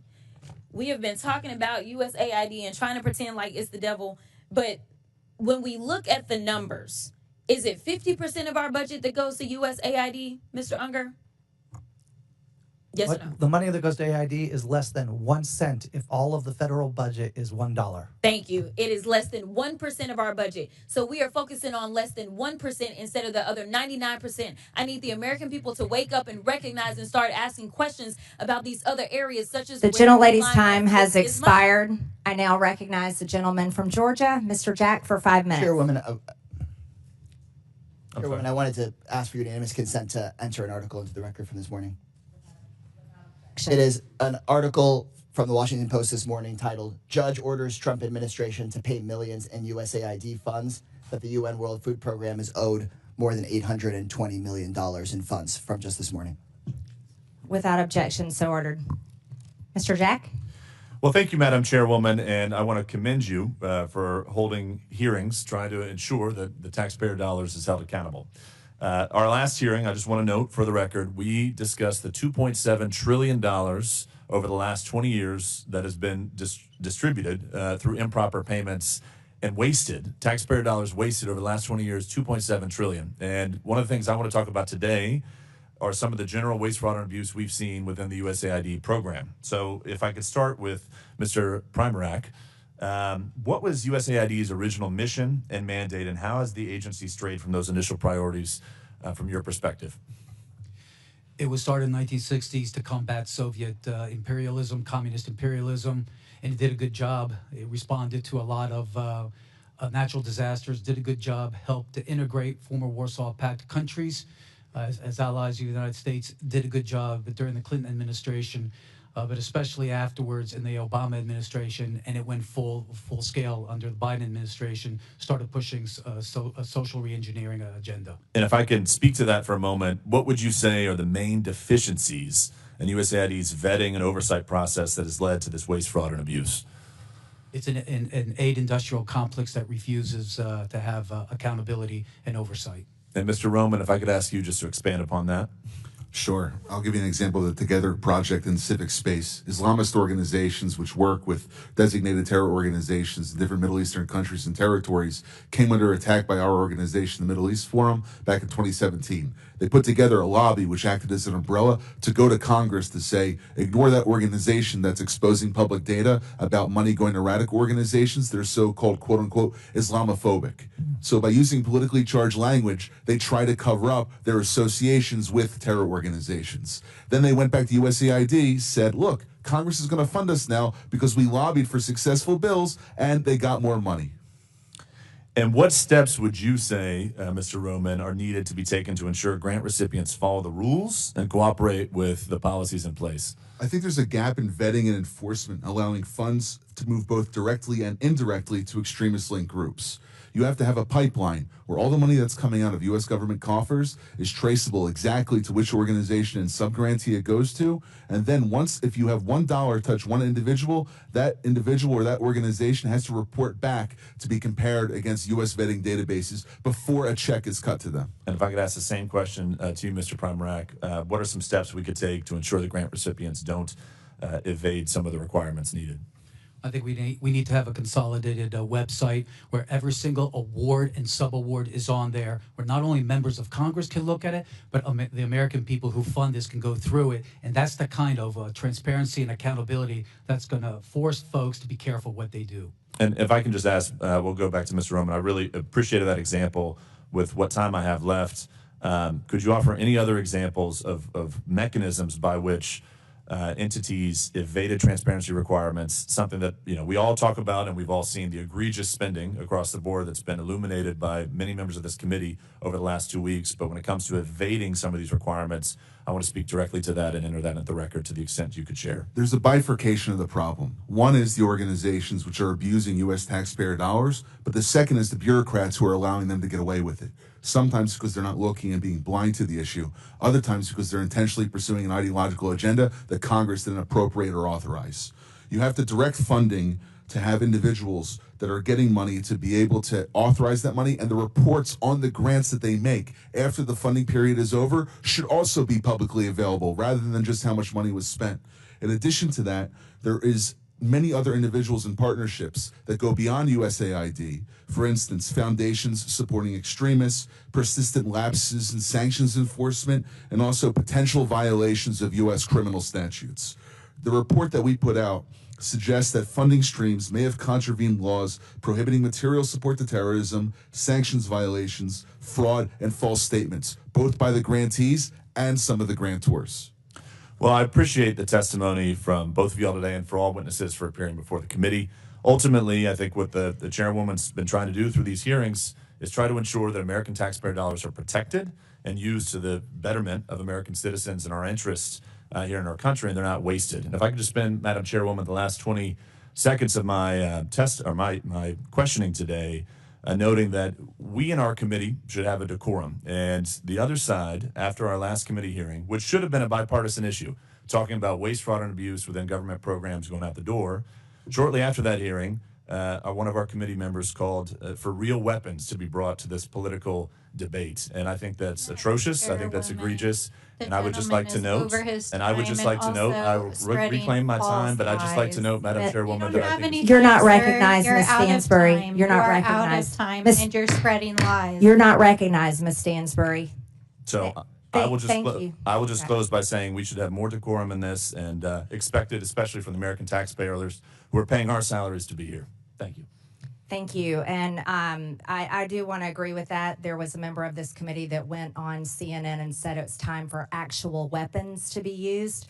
That is documented. It's on video, and we will not tolerate that type of language and calls for violence on this committee. I now recognize the gentleman from Texas, Mr. Gill, for 5 minutes. Thank you, Madam Chairwoman, and thank you so much for holding this hearing today. We've heard throughout this hearing a bit more of the same shrill calumny against President Trump and Elon Musk that we've been hearing for months now. But I am happy that a few of our colleagues did concede that we need more oversight and auditing of our foreign aid. I'd like to remind them that every time Republicans try to do that and audit where government money is going, they try to stonewall us. So I hope that they will get on board with protecting the American taxpayer. I think as it relates to foreign aid, to the extent that we do engage in foreign aid, it of course should advance American strategic geopolitical interests, our commercial interests, and of course should help ameliorate major humanitarian crises. But it ought to be rooted in realism, which is a recognition that we have strategic interests abroad that we ought to advance. And it ought to be rooted in a rational conception of the way the world actually is, and not the way some leftist secular bureaucrat at USAID believes the world should be. I think that forcing transgenderism and novel sexual fetishes on more traditional cultures does not advance American interests. It alienates the United States on the world stage. We've also seen USAID money going to oppose many of our allies abroad. Madam Chair gave a few examples, and I'll give a few more here.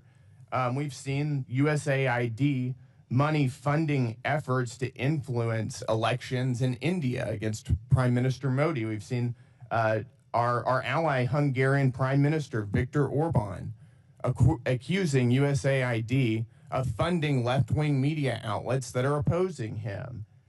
We've seen USAID give $12.5 million just last year to the American Near East Refugee Agency, whose staff openly called for violence against Jews. The refugee agency also funded projects of the Unlimited Friends Association, which is a proxy organization for Hamas. This is not advancing our strategic interests abroad, and these are not promoting American values. Mr. Unger, I've got a couple questions for you. You've mentioned USAID as representing American ideas in action. Is that right? Yes. Do you believe that spending over $3 million for being LGBTQ in the Caribbean is a reflection of American ideas in action? I believe that the programs that are focused on global health, just yes or no is fine. Yes or no will the suffice. programs that in global health and food security and economic growth are absolutely I'm not. in the interest I'm talking about being LGBTQ in the Caribbean. Is that a reflection of American values? Yes or no? I believe the programs that you're referring to are a reflection of I'll human take rights. that as a yes. What about spending $70,000 for the production of a DEI musical in Ireland? Is that a reflection of American ideas in action? Yes or no? Yes. Yes. Okay. Great. Do you think that spending $2 million for sex changes and LGBTQ activism in Guatemala is a reflection of American values? The information that you are using is Yes so or no? faulty that it doesn't. It's a yes or no subscribe question. To USAID It's a- projects. No, that is a direct description of what we're spending our tax dollars. Do you think that sex Is that- changes and LGBTQ activism in Is that what Guatemala is that coming is an from accurate reflection of American values abroad? Is It's that a yes data or no coming question. from DOGE? Is that a yes or a no? What I want to understand This is the a data yes or coming no from question. DOGE? Because they counted the same I'll take that USAID as- program you're 3 not going times. to filibuster. We're reclaiming my time here. We'll go to another one. How about $1.5 million to promote job opportunities for LGBTQ individuals in Serbia? Is that a reflection of American values? Providing job opportunities for allies around the world is absolutely in the interest of the American people. Well, I would like to maybe challenge you if you really believe in promoting DEI. I've got about 20 seconds left. Then, in giving jobs to somebody based on their minority status or the color of their skin or their sexual proclivities, you might want to consider stepping down from your job and giving it to somebody who has more minority points than you do. Well, if that were what With that, I DEI yield. is about, My time maybe is I would, over. but it's I'm not what yielding. it's about. I now recognize the gentleman from Texas, Mr. Fallon, for 5 minutes. Thank you, Madam Chair, and my colleague from Texas did a very good job. Listen, the sky is falling. We hear it now, and not just in the DOGE subcommittee, but we hear it in oversight from our friends across the aisle. The sky's falling. The world's going to end. People are going to die. And then when they say Elon Musk's name, it's never Elon Musk. It's Elon Musk. reckless gutting of the federal workforce and this hyperbolic fear-mongering is brought to you by the American left. And why, I ask, and so many others, the DOGE committee Dems are using this, quite frankly, sloppy, lazy, wildly inaccurate, and really boring rhetoric.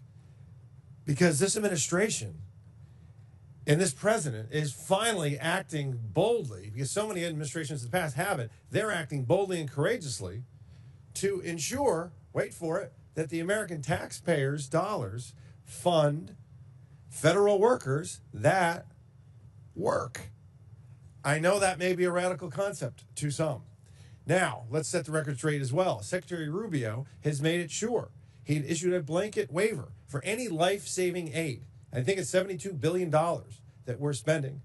Is USAID the perfect vehicle for this aid? Of course not. We found that it isn't. And we also recognize that China has that Belt and Road Initiative, and they're licking their chops. And if we took that $72 billion out, they're going to fill that vacuum. So that's just hyperbolic nonsense that we do not recognize that there's a role to play for the United States in the federal aid space. But what we want to expose is $164 million going to radical organizations, $122 million of it to organizations that have aligned or at least tied to terrorists. So, Mr. Primorac, putting aside the massive issues of handing money over to terrorists and such, can you speak to other ways that our foreign aid has actually hurt United States efforts and interests to counter the malign influences, let's say, of the Chinese Communist Party? Our aid has created an international aid dependency. It's become international welfare. We need to put terms on these programs. The whole point of this is to help strengthen countries to economically, politically, and become strong allies. We don't do that when we celebrate 30, 40, 50 years in a place. That means we are failing. The point of our jobs is to work ourselves out of a job. If we do that, if we focus more on trade, if we focus more on investment, we're going to create the kind of allies in the developing world that'll make us stronger in combating the China challenge. So you're talking about self-sufficiency, it sounds like. You're talking about taking a developing nation and helping it develop. And that's what they want. One of the countries that come to mind, for instance, that had a successful journey over the last 60 years is like a Singapore. They don't need foreign financial aid from the United States. They're a wealthy city-state now, are they not? Yeah, countries like South Korea, Taiwan, and other places have benefited. Look at them now. Wild successes. Okay, so also, Mr. Primorac, while I got you, do you know of if USAID sent any funding toward lab research in Wuhan, China? Just what I've seen in the newspapers. Yeah, clearly we shouldn't be sending our foreign aid to China when they're our greatest adversary. Mr. Unger, thank you for being here. Just to follow up on some of the things that Mr. Gill was asking you, $2 million, and this is a source. This is from the Federal Award Identification Numbers, so this clearly happened on the USspending.gov website. $2 million to quote activity to strengthen trans-led organizations to deliver transgender surgeries. Do you think that's a good use of taxpayer money? I defer to Congress, sir. If Congress appropriated the money and was notified about the program, then I believe it's in the interest of the American people. Do you think it's a good use of taxpayer money? I believe it's a good use of taxpayer money for Congress to appropriate funds. That is very telling. Thank you. I yield back to the chair. Thank you. Thank you. In closing, I want to thank our witnesses once again for their testimony today. And Chairman Comer was going to be here but got tied up. I now yield to the ranking member Stansbury for closing remarks. All right. Well, thank you, Madam Chairwoman. It's always a wild adventure here in the Oversight Committee. And as the language was just used, wild and sloppy is not what's happening in this committee, but what Elon Musk and Donald Trump are doing to our foreign affairs and foreign aid. And in fact, if my friends across the aisle would like to understand the real world impacts of the tens of thousands of Americans who've been laid off and the people who are suffering around the world, go home and talk to your own constituents, because we know they're coming to your town halls, and we know that behind closed doors, you are calling the president and you are calling secretaries and telling them that your constituents are upset and that you don't support what they're doing.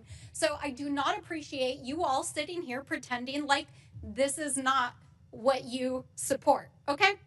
So let's talk a little bit about the gutting of foreign aid and global realignment that's happening under Trump. They're dismantling this agency. They're withholding funds. They're firing tens of thousands of USAID staff. They're hacking federal data systems. They're stranding aid workers across the world.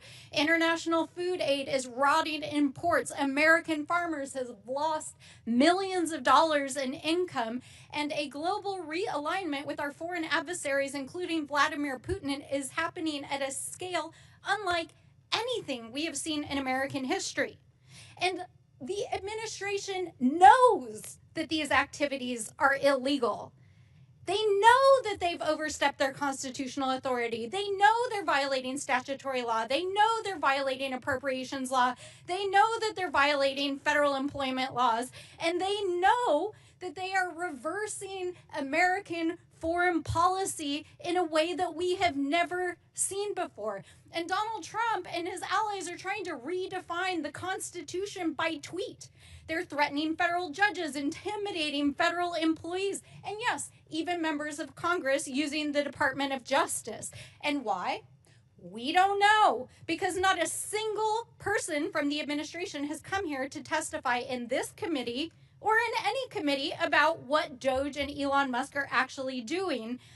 And if you look at the so-called transparency that Elon Musk put online, the math does not add up. Talk about wild and sloppy. Our friends across the aisle like to talk about how he's some sort of genius. And this dude couldn't even post a simple spreadsheet that adds up. It's literally off by tens of billions of dollars. You guys, that's wild. I mean, like, literally, that's wild. But in spite of this, our friends across the aisle are acting like everything's normal. And last night, they passed a budget resolution that not only is going to gut Medicaid and Medicare, but is going to make these cuts and federal firing permanent, even though they know it is making America less safe. And in the meantime, Elon Musk is actually awarding himself additional federal contracts. In fact, yesterday it was reported that he gave himself the FAA contract for communications. I mean, you guys, this is like graft, waste, fraud, abuse, all of the things. It's happening in front of your eyes, literally, and they are breaking the law while they cozy up to our foreign adversaries. And I know that Donald Trump thinks that he's a king because his social media, of course, he keeps repeating this. But let me say this to you, Mr. Trump. 250 years ago, the people of this great nation rejected a reckless, abusive king, and we won't go back. And for the thousands of federal workers out there, the aid workers, the advocates, and the people around the world who are impacted by these reckless and heartless and harmful and disgusting cuts that are impacting people across the world, know that we see you, we stand with you, we are fighting for you, we are in the courts, we are in Congress, we are in our communities, and we will hold this administration accountable. And we will not abandon our allies or our humanity. So with that, I say to all of you, be strong.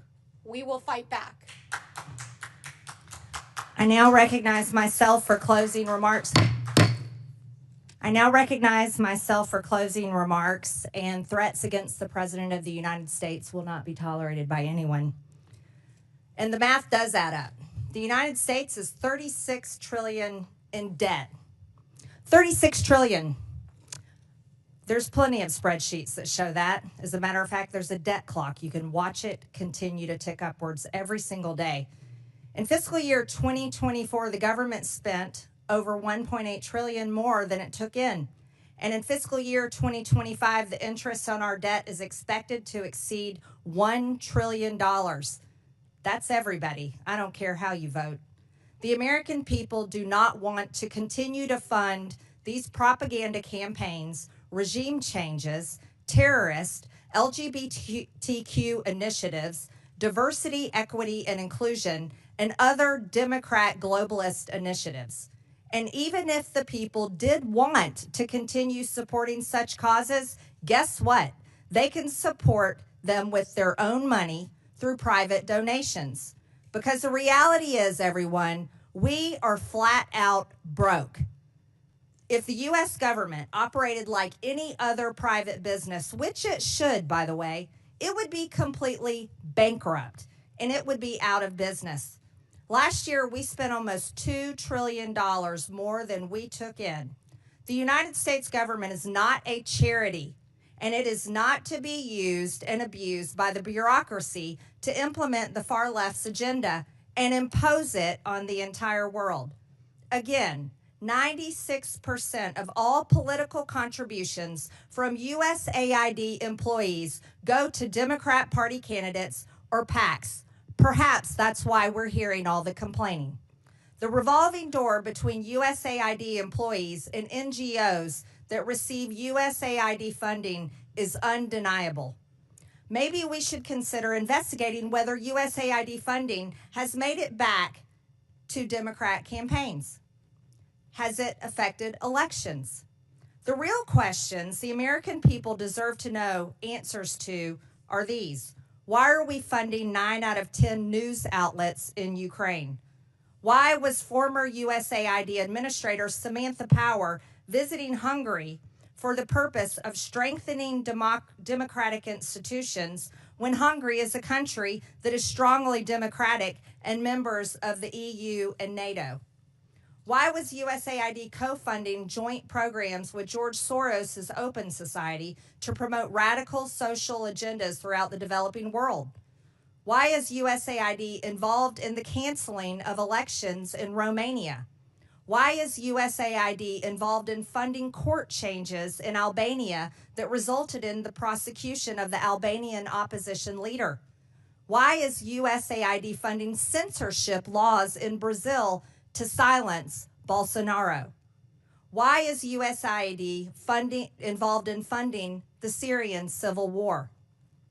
What we have learned here today is that USAID has been used as a tool by Democrats to brainwash the world with globalist propaganda to force regime changes around the world.